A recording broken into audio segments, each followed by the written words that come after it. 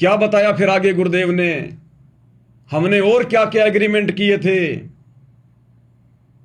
क्या क्या परमेश्वर के साथ में हमने वो प्रॉमिस किए थे कि अगर हमें कलयुग की पिछली पीढ़ी में जन्म मिल गया, क्योंकि जानकारी तो दिया ही करते थे भगवान हर प्रकार की, तो क्या क्या वचन किए थे कि ये भगवान जब आप मिल जाओगे हमें सतगुरु रूप में, सतगुरु रामपाल जी के रूप में मिल जाओगे, फिर क्या करेंगे।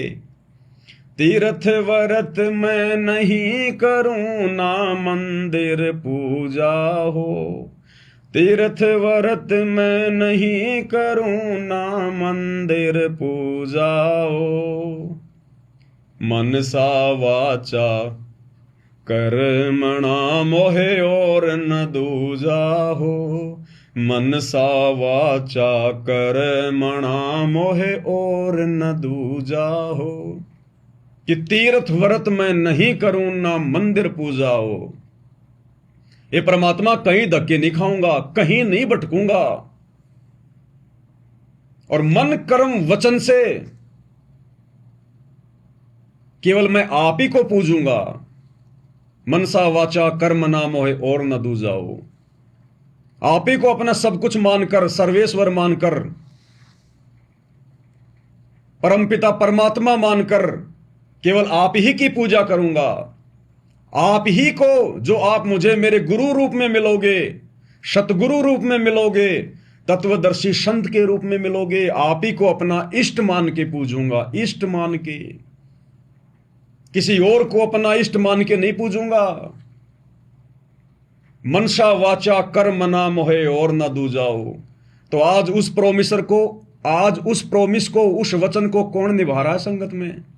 केवल सत्सेवक भाई बहन, साध संगति वाले, मन कर्म वचन से केवल अपने गुरु को ही अपना इष्ट मानकर पूज रहे हैं। घर घर में गुरु को इष्ट मान के भोग लगा रहे हैं, गुरु को इष्ट मान के उनकी आरतियां उतार रहे हैं, उनको प्रसन्न करने के लिए, खुश करने के लिए, गुरु को विश्वास दिलाने के लिए कि हमने आपको अपना प्रीतम, अपना भगवान, अपना परमेश्वर मान लिया। अब इस हृदय में, इन आंखों में, इन श्वासों में आपके सिवा दूसरा कोई इष्ट रूप में नहीं समा सकता। तो इस प्रकार की भक्ति विधि से अपने गुरुदेव को विश्वास दिलाया जाता है कि मनसा वाचा कर्म ना मोहे और न दूजाओ।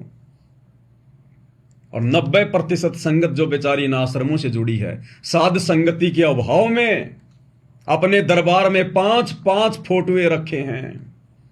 दाढ़ी वाले कबीर जी, गरीबदास जी, दादा गुरु जी, पंडित चिदानंद जी, और बीच में गुरुदेव भगवान को बैठा रखा है।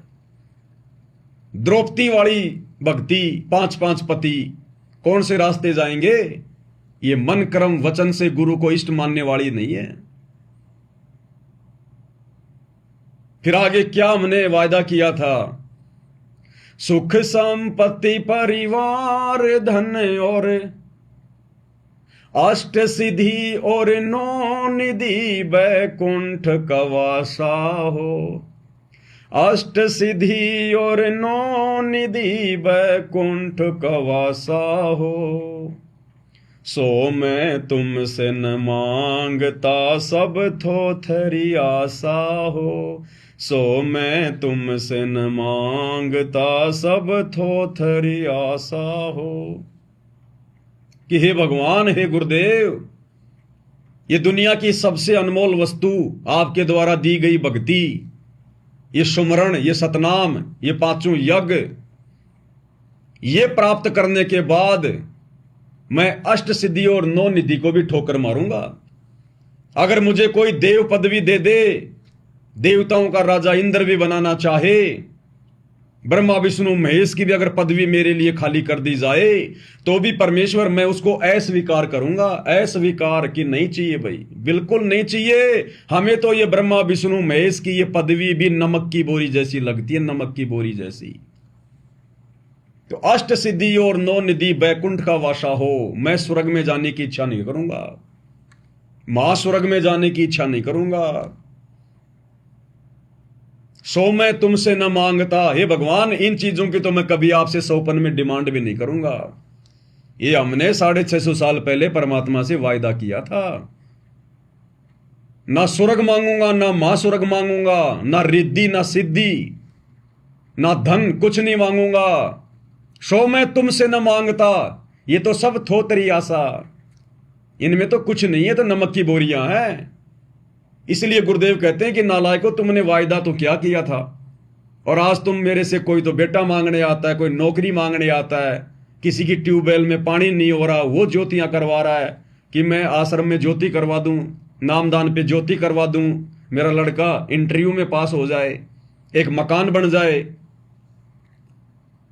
तो गुरुदेव भगवान कह रहे हैं कि तुम क्या मांग रहे हो। उस समय तो बड़े बड़े वायदे कर रहे थे कि अष्ट सिद्धि और नौ निधि बैकुंठ का बादशाह हो, और सो मैं तुमसे न मांगता सब थोथरी आशा हो। और आज क्या मांग रहे हो तुम? हमें याद दिला रहे हैं परमात्मा कि कैसे सतलोक जाओगे। इन बड़े बड़े सुखों को तुमने ठोकर मारनी पड़ेगी। अपने गुरु से बढ़कर, इस भक्ति से बढ़कर तुमने दूसरी किसी संपत्ति को नहीं देखना। फिर आगे और क्या वायदे किए?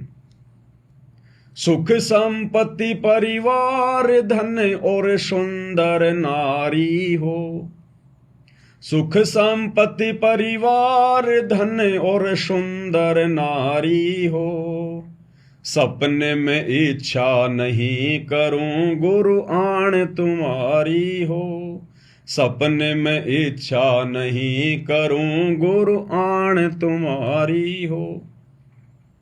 सुख संपत्ति परिवार धन और सुंदर नारी हो, ये परमात्मा, इनकी तो मैं सपने में भी इच्छा नहीं करूंगा कि ये मुझे मिले। गुरु आण तुम्हारी हो, आपकी सौगंध है कि मैं आपसे सौपन में भी नहीं मांगूंगा ये चीजें, जब आप मुझे भक्ति दे दोगे, मुझे अपनी शरण में ले लोगे। सुख, सुख में सब कुछ आ गया, राजा महाराजा ब्रह्मा विष्णु महेश, ये सुख है यहां का झूठा काल का। तो भगत ने वायदा किया था आप और हमने कि जब आप सतगुरु रामपाल जी के रूप में मिलोगे, ये सत भक्ति दोगे, उसके बाद मैं आपसे सुख नहीं मांगूंगा यहां का, क्योंकि यहां का सुख तो काल की बेड़ियां हैं। और संपत्ति धन कार कोठी नहीं मांगूंगा परमात्मा भूल कर भी। परिवार, परिवार की भी मुझे कोई इच्छा नहीं होगी कि मैं शादी करके बच्चे पैदा करूं, मेरा वंश चलाऊं, मेरी कोई इच्छा नहीं होगी। सुख संपत्ति परिवार धन और सुंदर नारी हो, सुंदर नारी, ये परमात्मा, मैं उसकी भी इच्छा नहीं करूंगा। अब बताओ, अगर धर्मदास ने शब्द लिखा होता तो धर्मदास तो बेचारा 80 साल की उम्र में था, वो तो शादीशुदा था, वो क्यों कहेगा? क्या उसने दोबारा शादी करनी थी क्या उसी जन्म में? ये वर्तमान समय के लिए परमात्मा हमें समझा रहे हैं। ये परमेश्वर, जब आप मुझे मिल जाओगे कलयुग की पिछली पीढ़ी में, आपसे तमाम चीजें नहीं मांगूंगा मैं। और भाई और बहनों, देखो आज हमारे विचार इतने क्यों मैले हो गए, क्यों बिगड़ गए हमारे विचार। आज वर्तमान में भी हम भगत भाई बहनों ने बहुत सावधानियां बरतनी पड़ेंगी। जो भाई बहन शादीशुदा हैं, जो अभी भी किसी कारणवश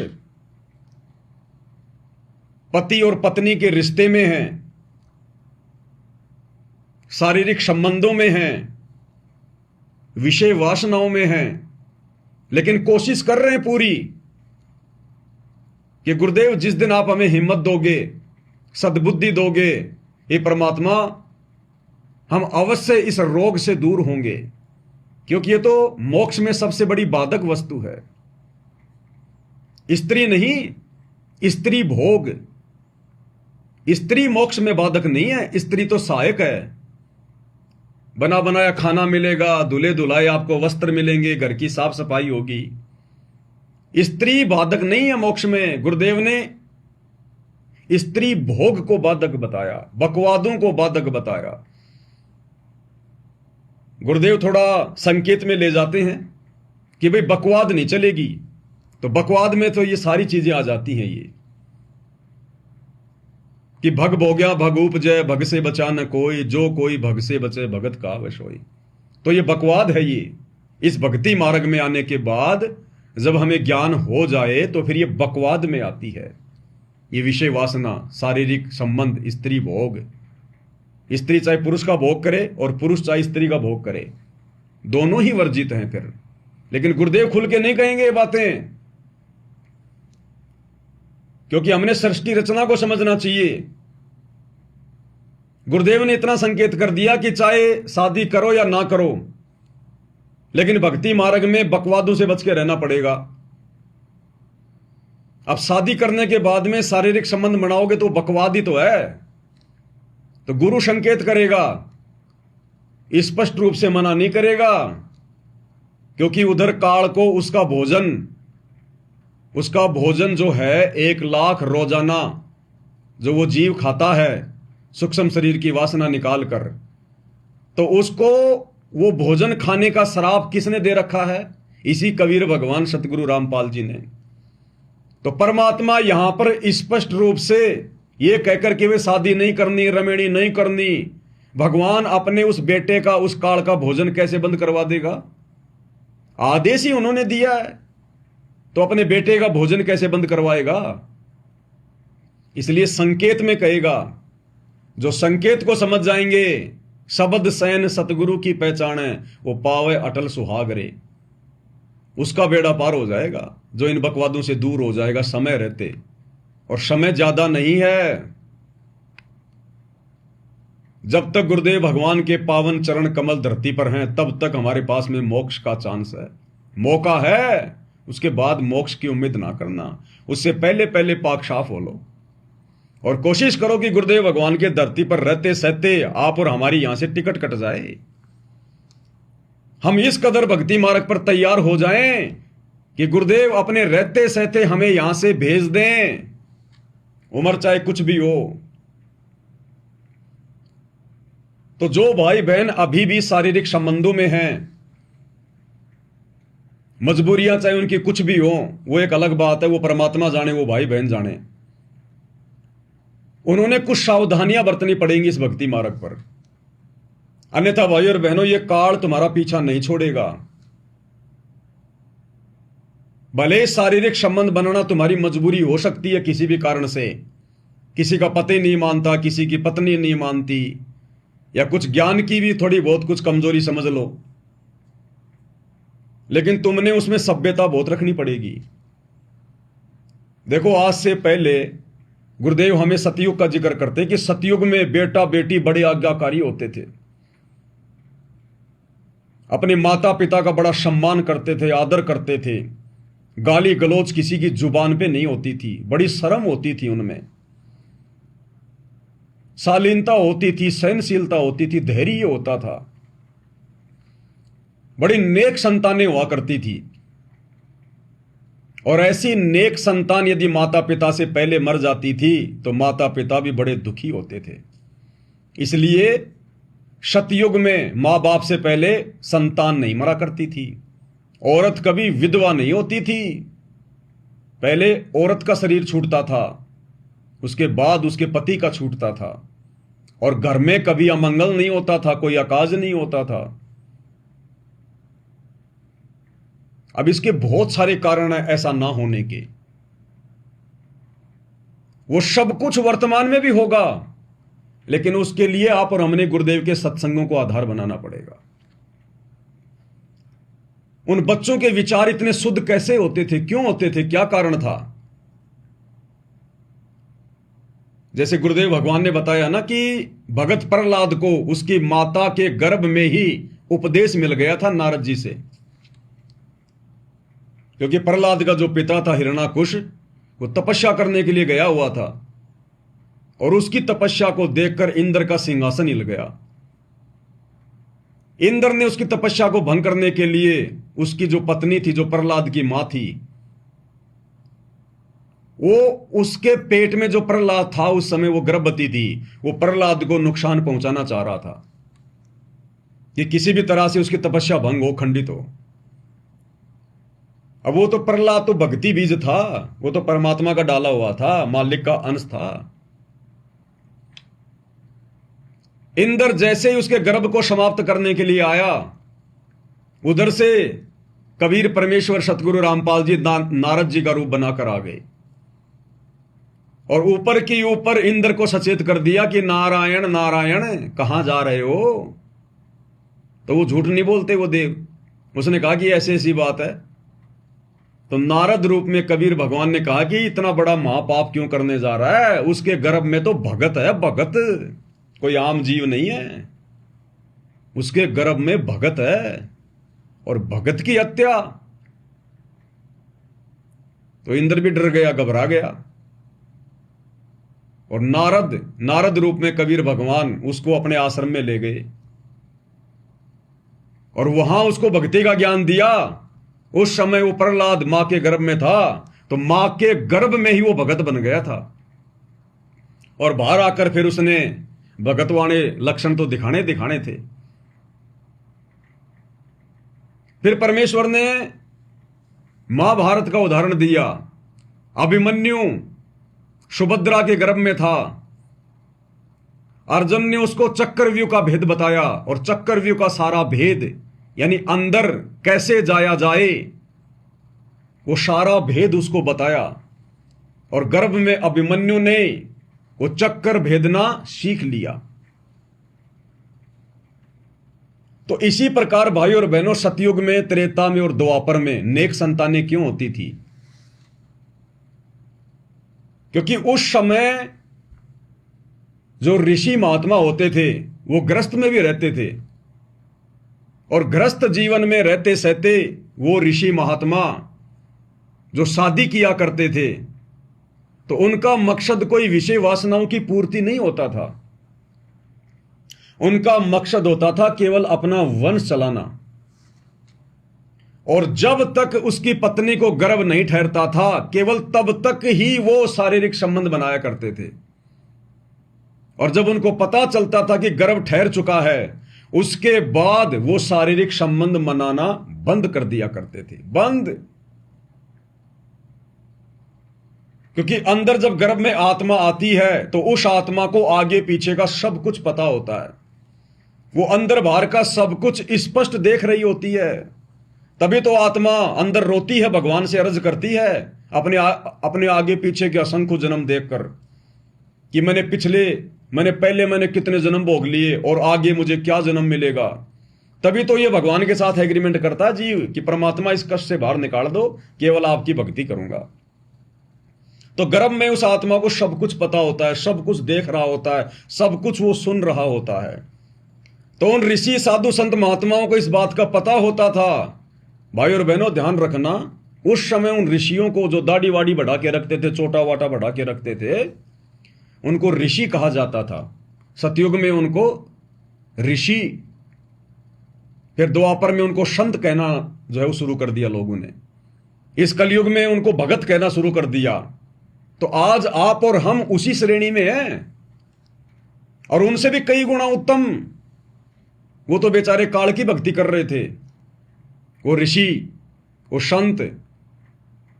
आज वर्तमान में जिनको भगत कहा जाता है, आज आप और हमें पूर्ण ब्रह्म परमेश्वर की भक्ति प्राप्त है।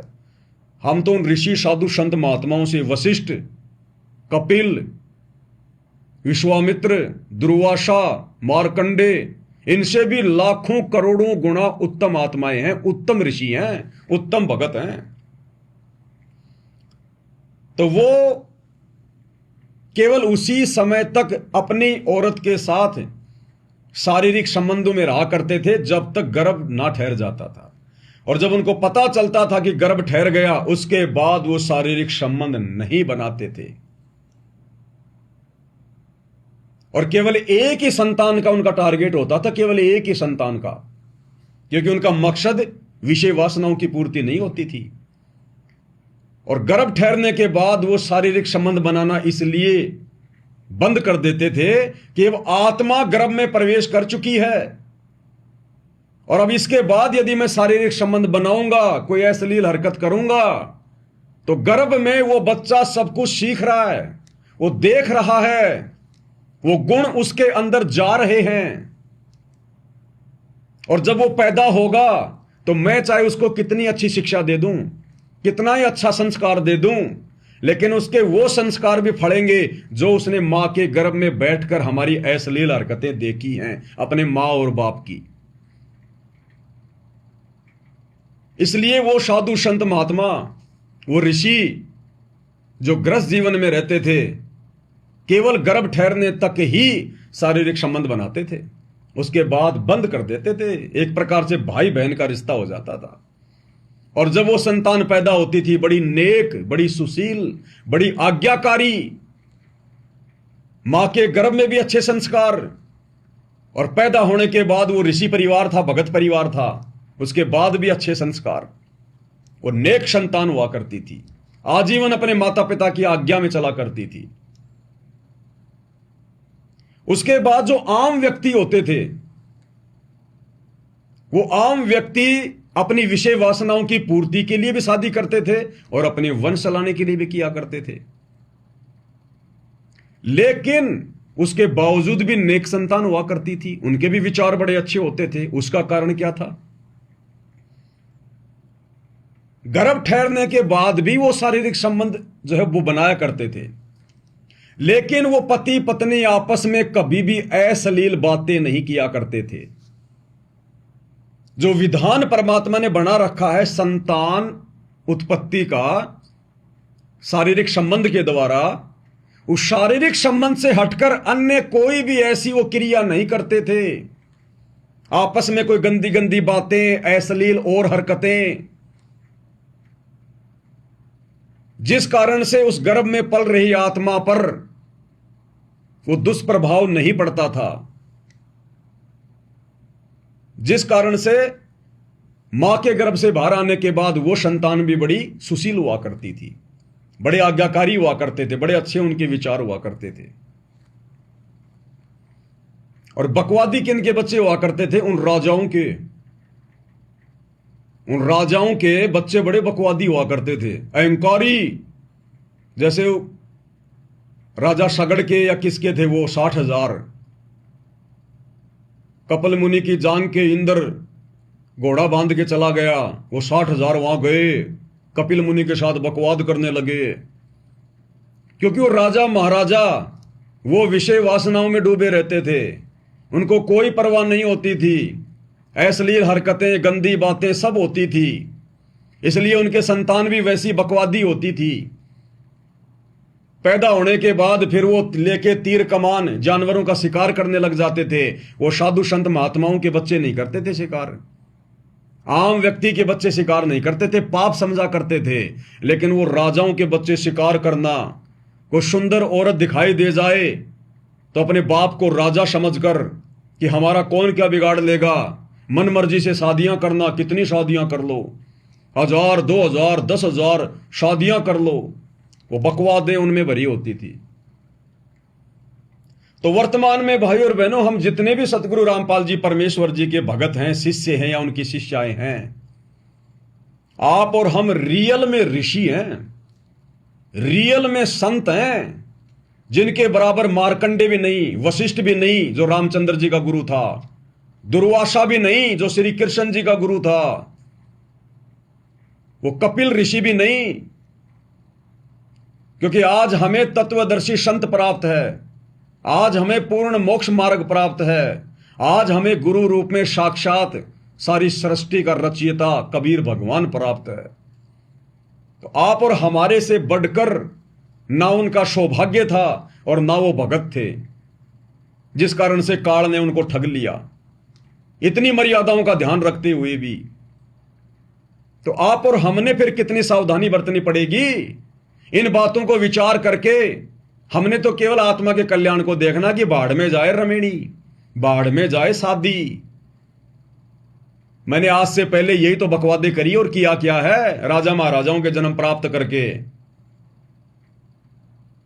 और अगर हो भी गई किसी की तो भाई और बहनों, धीरे धीरे इन रिश्ते से तो हटना पड़ेगा, इन रिश्तों से तो हटना पड़ेगा, धीरे धीरे भाई बहन के रिश्ते में आना पड़ेगा, क्योंकि ये मार्ग दुनिया के विचारों के विपरीत है। दुनिया नहीं समझेगी इन विचारों को, इन बातों को, मजाक उड़ाएगी, हमें पता नहीं क्या क्या संज्ञा देगी। मूर्ख हैं, घर परिवार बर्बाद कर रहे हैं, पता नहीं क्या क्या कहेंगे। हमारे खुद के भगत भाई बहन हमें कहते हैं कि पवन दास तो घर तोड़ रहा है। तो सोचो दुनिया वालों का क्या स्टेटमेंट होगा। तो किसी कारण से यदि आप शारीरिक संबंध से दूर नहीं हो पा रहे हैं तो भाई और बहनों, आपने कोई भी अश्लील हरकत नहीं करनी है। केवल शारीरिक संबंध बनाने तक ही सीमित रहना चाहिए। कोई अश्लील बातें नहीं, कोई गंदी बातें नहीं। आजकल ये सोशल मीडिया का जमाना है। बिना ज्ञान के भगत और भगतमती आपस में शारीरिक संबंध बनाते समय मोबाइल में पोर्न वीडियो भी देखते हैं, मोबाइल में गंदी गंदी वीडियो भी देखते हैं। क्योंकि गुरुदेव भगवान ने विशेष संदेश में जिक्र किया हुआ है कि तुम सबके हाथ में मोबाइल है, जो मर्जी कर लो, तुम्हें कौन देख रहा है। लेकिन वो देखने वाला तो देख रहा है, क्योंकि लाखों की संगत है। हर प्रकार की हरकत हर कोई करता है, ये छुपा हुआ नहीं है। इसलिए यदि हमने एक नेक भगत अगर हमने पैदा करना है, तैयार करना है, तो केवल शारीरिक संबंध तक सीमित रहें। और शारीरिक संबंध भी नियम अनुसार होने चाहिए, नियम अनुसार। क्योंकि जो बातें गुरुदेव भगवान खुलकर नहीं बोलेंगे, इस कुत्ते को परमेश्वर ने थोड़ी सी छूट दे रखी है। ये जो गुदा मैथुन वगैरह करते हैं, जो मुख मैथुन करते हैं, ये अप्राकृतिक शारीरिक संबंध है। और गरुड़ पुराण में इनकी सजा लिखी हुई है। अगर कोई व्यक्ति अपनी पत्नी के साथ में अगर वो अप्राकृतिक शारीरिक संबंध बनाता है, यदि वो गुदा मैथुन करता है, घोड़े की योनि में जाता है, घोड़े की योनि में। चाहे वो कितना बड़ा भगत हो, चाहे तत्वदर्शी संत का भगत हो। जो मुख मैथुन करता है या करवाता है, उसमें लिखा हुआ है वो कौन सी योनि में जाएगा। ये परमेश्वर के विधान के विपरीत है। शारीरिक संबंध बनाते समय जो अश्लील बातें करते हैं, अपने विचारों को और ज्यादा गंदा कर रहे हैं, मलिन कर रहे हैं, काल की खुराक तैयार कर रहे हैं। जितनी ज्यादा वासना, जितनी ज्यादा अश्लीलता सूक्ष्म शरीर में, उतनी ही काल के लिए खुराक तैयार हो रही है। तो हम कहां शतलोक जाएंगे। अरे हम परमात्मा तो हमें निर्विकारी बनाना चाह रहे हैं कि कामी क्रोधी लालची इनसे भक्ति ना होए, और भक्ति करे कोई शूरमा जात वर्ण कुल खोए। तो हम तो ज्यादा से ज्यादा वासना तैयार कर रहे हैं काल के लिए। तो कम से कम ये एक्स्ट्रा जो खुराक हम करते हैं काल के लिए तैयार, शारीरिक संबंधों के अलावा अन्य जो विषय वासना की बातें हैं, कम से कम इनसे तो दूरी बना के रखें। कम से कम उस आने वाली आत्मा के विचार तो शुद्ध होंगे। तो जो भगत भाई बहन किसी भी कारण से शारीरिक संबंध बनाने नहीं छोड़ पा रहे हैं, ये तत्वदर्शी संत को प्राप्त करके, इस भगवान को प्राप्त करके